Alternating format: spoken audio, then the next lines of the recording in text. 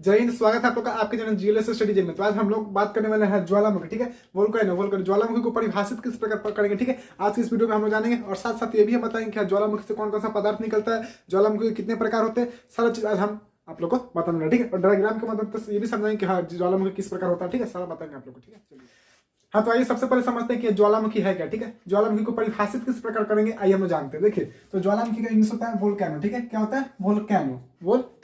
चलिए समझते हैं। सबसे पहले ज्वालामुखी को सिंपल समझते हैं क्या होता है। ठीक है, देखिए तो ज्वालामुखी दो शब्द से मिलकर बना है। यहाँ समझिएगा, ज्वालामुखी जो ज्वालामुखी है, गौर कीजिएगा, यहाँ ज्वालामुखी दो शब्द से मिलकर बना है। ठीक है, ज्वाला प्लस मुखी से। ठीक है, चलिए ज्वाला का अर्थ क्या होता है? ज्वाला का अर्थ होता है आग। ठीक है, ज्वाला का अर्थ होता है आग और मुखी का अर्थ होता है मुख। ठीक है, मुखी का अर्थ होता है मुख, यानी आग के, गौर कीजिएगा, आग के मुख को क्या कहते हैं? तो ज्वालामुखी कहते हैं। आग के मुख को ज्वालामुखी कहते हैं। क्लियर है? चलिए अब बात करते हैं कि हाँ ज्वालामुखी को परिभाषित किस प्रकार करेंगे, तो ये जानते हैं। ठीक है, चलिए तो समझिएगा कि ज्वालामुखी हमने जैसा कि लिखा है, समझिएगा, बिल्कुल एकदम सिंपल लैंग्वेज है। ठीक है, बिल्कुल सिंपल लैंग्वेज। चलिए तो ज्वालामुखी भूपटल किसको कहते हैं? तो पृथ्वी के सबसे ऊपरी परत को क्या कहते हैं? भूपटल कहते हैं। ठीक है, तो ज्वालामुखी भूपटल पर वह प्राकृतिक ठीक है, वह प्राकृतिक छिद्र या दरार है जिससे होकर पृथ्वी के आंतरिक भाग से पिघला हुआ पदार्थ, गौर कीजिएगा, ज्वालामुखी, ठीक है, ज्वालामुखी भूपटल पर वह प्राकृतिक छिद्र दरार है जिससे होकर पृथ्वी के आंतरिक भाग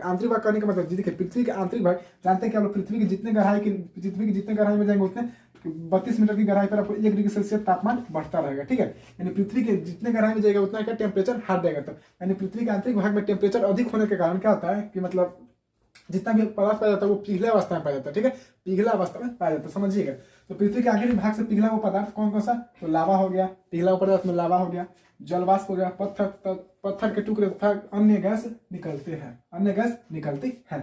समझिएगा जवालामुखी क्या है? तो ज्वालामुखी भूपटल पर वह प्राकृतिक छिद्र दरार है जिससे होकर पृथ्वी के आंतरिक भाग से पिघला हुआ पदार्थ जैसे लावा हो गया, जलवाष्प हो गया, फिर बताएंगे। ठीक है, जलवाष्प सब चीज बताएंगे। ठीक है, चलिए जलवाष्प, पत्थर के टुकड़े तथा अन्य पदार्थ, अन्य गैसें बाहर निकलती है। ठीक है, चलिए देखिए समझ में आएगा ज्वालामुखी को परिभाषित किस प्रकार कर दीजिएगा। चलिए अब बात करें ज्वालामुखी के प्रकार। तो ज्वालामुखी के प्रकार से पहले हम समझ लेते हैं कि हाँ ज्वालामुखी से निकलने वाले पदार्थ। ठीक है, सबसे पहले समझते हैं ज्वालामुखी के फिगर। देखिए तो यहाँ पे फिगर बनाया कुछ। ठीक है, तो ज्वालामुखी जो फिगर होता है, ज्वालामुखी का जो फिगर होता है वो शंकु के आकार का होता है। ठीक है, आप लोग पता है कि शंकु जैसा होता है। अब देखिए ये जो होता है इसको बोलते हैं प्रॉपर्टी, पृथ्वी का ऊपरी परत, ये परत है। ठीक है, इसको बोलते हैं प्रॉपर्टी।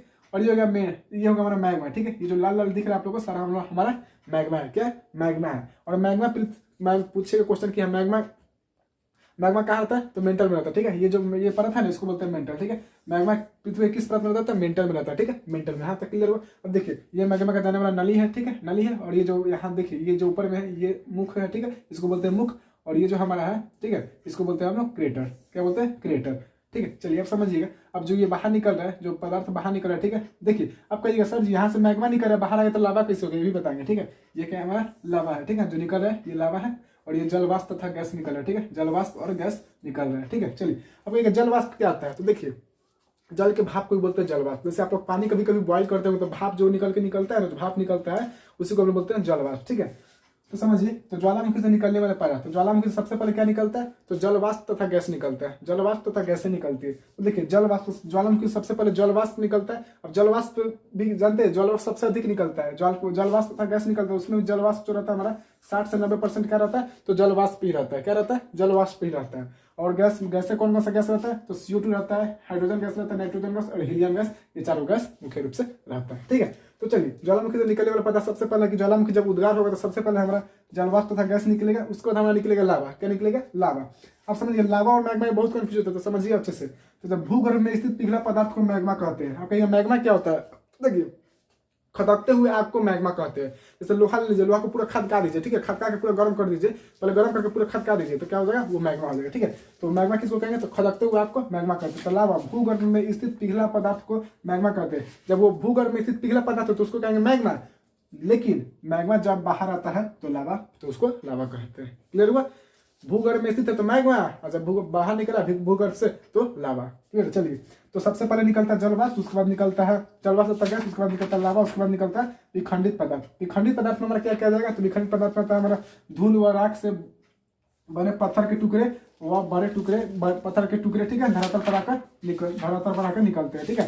यानी लास्ट में सबसे पहले जलवाष्प तथा गैस निकलता है, फिर लावा निकलता है, उसके बाद विखंडित पदार्थ जो रहता है धूल राख के छोटे छोटे टुकड़े वो आके धरातल पर निकल जाते हैं, ठीक है। चलिए क्लियर हुआ, तो समझ में आ गया कि हाँ ज्वालामुखी किसे कहेंगे, ज्वालामुखी को परिभाषित किस प्रकार करेंगे, क्लियर हुआ। ज्वालामुखी से कौन कौन सा पदार्थ निकलता है, अगर ज्वालामुखी को फिगर बना के कहे तो वो फिगर के साथ समझा दीजिएगा, क्लियर हुआ। चलिए अब बात करते हैं कि ज्वालामुखी के प्रकार, ठीक है। तो ज्वालामुखी के मुख्य रूप से 3 प्रकार होते हैं। कितने बाब होते हैं? 3 होते हैं, ठीक है। सबसे पहला हमारा कि सक्रिय ज्वालामुखी, ठीक है, सबसे पहला सक्रिय ज्वालामुखी, दूसरा हमारा प्रसुप्त ज्वालामुखी, तीसरा हमारा मृत या शांत ज्वालामुखी। सक्रिय ज्वालामुखी को इंग्लिश में कहते हैं एक्टिव वोल्केनो, और प्रसुप्त ज्वालामुखी को कहते हैं डोर्मेंट वोल्केनो, और उसके बाद मृत या शांत ज्वालामुखी को कहते हैं एक्सटिनेट, ठीक है, एक्सटिनेट वोल्केनो, क्लियर है, एक्सटिनेट वोल्केनो, क्लियर है। चलिए अब बात करते हैं सबसे पहले सक्रिय ज्वालामुखी आखिर क्या होता है। सक्रिय ज्वालामुखी को परिभाषित किस प्रकार करेंगे, समझिएगा। सक्रिय यानी देखिए इंग्लिश में होता है एक्टिव वोल्केनो, एक्टिव यानी एक्टिव से नाम ही चले, एक्टिव हो, हमेशा एक्टिव हो, कहने का मतलब क्या।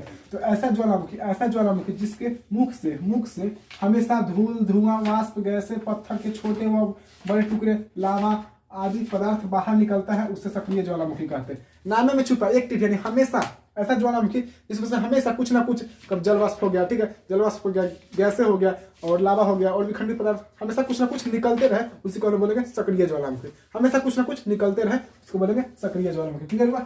सक्रिय ज्वालामुखी किसको कहेंगे, तो ऐसा ज्वालामुखी जिसके मुख से हमेशा धूल, धुआं, वाष्प, गैस यानी हमेशा कुछ ना कुछ पदार्थ निकलते रहे, उसको हम क्या बोलेंगे, सक्रिय ज्वालामुखी। नाम में छिपा एक्टिव ज्वालामुखी, ठीक है, एक्टिव वोल्केनो, क्लियर, समझ में आया सक्रिय ज्वालामुखी। अब बात करते हैं प्रसुप्त ज्वालामुखी क्या होता है, तो समझिएगा। ऐसा ज्वालामुखी, ठीक है, गौर कीजिएगा, ऐसा ज्वालामुखी जो बीते समय से उद्गार, यानी बीते समय से उद्गार नहीं हुआ, उसके अंदर से कुछ नहीं निकला, कुछ भी निकला ही नहीं, उद्गार नहीं हुआ, लेकिन आने वाले समय में कभी भी उद्गार हो सकता है, उसे ऐसे ज्वालामुखी को प्रसुप्त ज्वालामुखी कहते हैं। समझिए कंसेप्ट बड़ी मस्त है। सक्रिय एक्टिव यानी हमेशा कुछ ना कुछ निकलता रहे। प्रसुप्त ज्वालामुखी ऐसा ज्वालामुखी जो बीते समय से उद्गार नहीं हुआ है, जो बीते समय से उसमें से कुछ नहीं निकला, उद्गार नहीं हुआ, लेकिन आने वाले समय में संभावना है उससे उद्गार होगा, वैसे ज्वालामुखी को क्या कहते हैं बाबू, तो ऐसे ज्वालामुखी को हम प्रसुप्त ज्वालामुखी कहते हैं। कोई दिक्कत नहीं ना। चलिए आगे बात करते हैं तीसरा मृत। नाम में छिपा है, सबके नाम में छिपा है, एक्टिव हमेशा कुछ ना कुछ निकलते रहे। प्रसुप्त बीते हुए समय से उसमें से उद्गार हुआ ही नहीं, लेकिन आने वाले समय में संभावना है। लास्ट में मृत या शांत ज्वालामुखी। तो ऐसा ज्वालामुखी, गौर कीजिएगा, ऐसा ज्वालामुखी, ठीक है, ऐसा ज्वालामुखी जिससे बीते समय में कोई उद्गार नहीं हुआ हो, ऐसा ज्वालामुखी जिससे बीते समय में तो कुछ उद्गार हुआ ही नहीं है, ठीक है, और जिसमें फिर से उद्गार होने की संभावना ना हो, उसे मृत या शांत ज्वालामुखी कहते हैं। बीते समय से कब उद्गार नहीं हुआ और आने वाले समय भी कब उद्गार नहीं होगा, वैसे ज्वालामुखी क्या कहेंगे, मृत या शांत ज्वालामुखी, क्लियर हुआ, मृत या शांत ज्वालामुखी। तो आपको समझ में आया तीनों। आइए एक बार रिवाइज करते हैं, आइए एक बार शुरू से रिवाइज करते हैं। तो सक्रिय ज्वालामुखी, एक्टिव ज्वालामुखी जिससे हमेशा कुछ ना कुछ निकलते रहे, उसे बोलेंगे सक्रिय ज्वालामुखी।